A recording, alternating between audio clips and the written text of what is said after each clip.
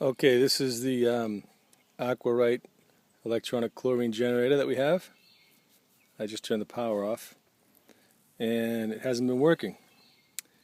The power and the generating light have been out, not producing any salt, so basically went online and instead of spending $600, I have opted for the $2.50 repair using this.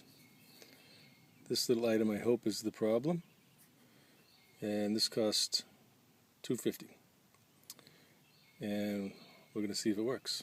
We're going to pull the other one out and solder a new one in. Okay, this is with the cover off, and if you look right here, this is the item that I believe has failed.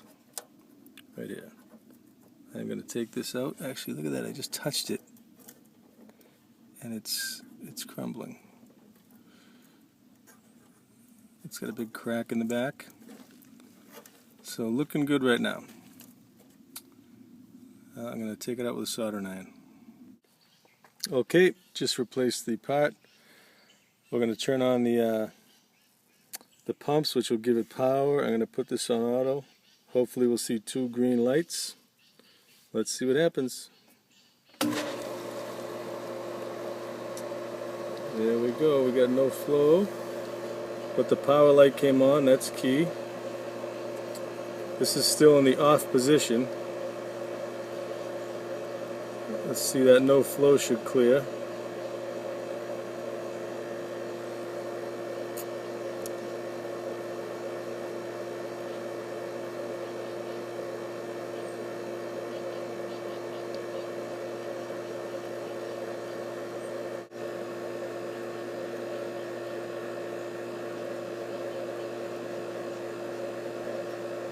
Oh, there we go.